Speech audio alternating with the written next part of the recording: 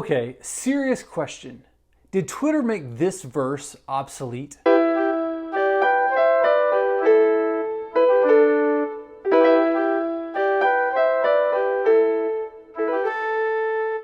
sure to stick around to the very end to take part in Shoutout Trivia. Okay, so I'm sitting here in my home office. I've been working from home since before working from home was cool. I've been making the long commute from my bed to another room in my house for about 4 years now. Today I want to talk to you about something that drives me crazy. But before we get there, I want you to let me know in the comments below, what is your favorite social media platform? Is it Facebook, Instagram, Twitter, one of the new kids on the block like TikTok or Parler? Let me know in the comments below. Let's get that discussion started. 1 week from the release of this video was the first presidential debate of 2020. Don't ever use the word smart with me. Don't ever use that word. Oh, give me a break. Because you know what? There's nothing smart about you, Joe. All three men, Donald Trump, Joe Biden, and Chris Wallace, were criticized for not handling themselves well. Will you shut up, man? Listen, who is on your list? They argued. They lost their tempers. It was a three-way slugfest. The fact is that everything he's saying so far is simply a lie. But I'm not talking about them in this video. I want to talk about us, Christians. As Christians, we are to be people who are set apart, right? We are Jesus followers who live according to God's word. Why then do so many of us talk nasty on the internet? It's not just Christians who do this, it's most everyone. There's something about being online that makes people say things that they would not say in person. Maybe it's physical distance. Maybe it's a sense of not knowing who people are. I'm not sure, but people get crazy when they get behind a keyboard. Here's the thing. As Jesus followers, we are called to live differently. Paul, a first century church planner, wrote this to the believers in Ephesus. I beg you to lead a life worthy of your calling, for you have been called by God. This comes after 3 chapters of deep, rich content about who God is and what God has done for us.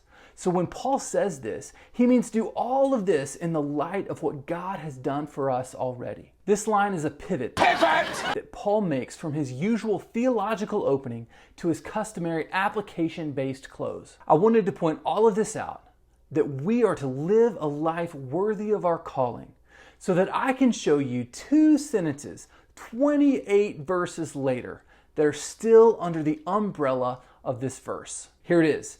Don't use foul or abusive language. Let everything you say be good and helpful, so that your words will be an encouragement to those who hear them. Before we dig into this, let me ask you a simple question. Is this verse still relevant in the internet age? Or did the invention of Twitter completely nullify this command? The truth is, if we are Jesus followers who are called to live a life worthy of our calling, then we have to align with this verse.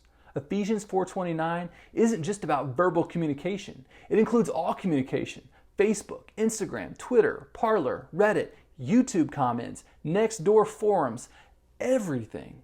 As believers, we are never, let me repeat, never to use foul or abusive language. Now you may ask why. Is cussing and swearing and bad language really that big of a deal? Well, actually it is. Spiritually speaking, there's a direct line between our mouth and our heart. In other words, what we say reveals what is already in our hearts. But don't take my word for it. Here's Jesus in his own words. What you say flows from what is in your heart. So what do? Well, we stop using foul and abusive language. Pretty simple. But just because something is simple, that doesn't make it easy.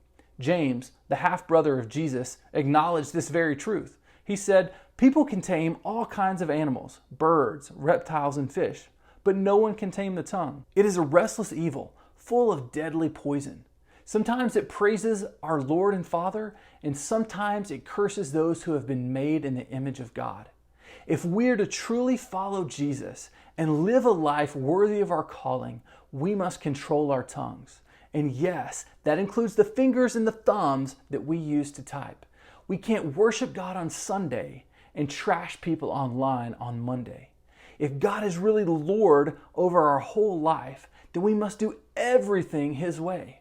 No more sharing questionable videos, no more bullying, no more passive-aggressive posts, and no more foul acronyms.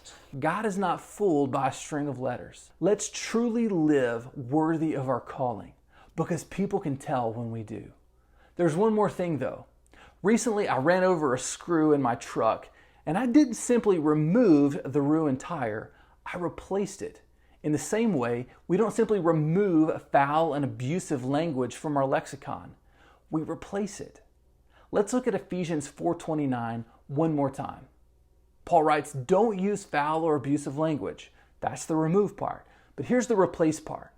Let everything you say be good and helpful, so that your words will be an encouragement to those who hear them. What if we began posting good and helpful things on Nextdoor or Twitter or Facebook?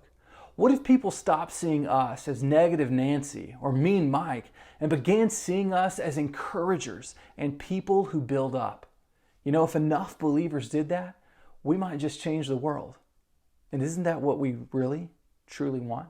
I hope you were encouraged by this video. If you were, would you consider sharing it? And be sure to subscribe so that you can catch the next one when it drops on Thursday. Before we end, a huge shout out to Lori Dial for getting last week's trivia question correct. The parable of the three servants is also called the parable of the talents. Now here's this week's question. In 1999, a band formed that took their name from one of the verses that we talked about today. What was the name of that band? Fun fact, they were in a concert while I was in college, and I got to play basketball with them before a show. Kind of cool. Let me know in the comments below, and you could get the shout out in next week's video. See you next time. Grace and peace.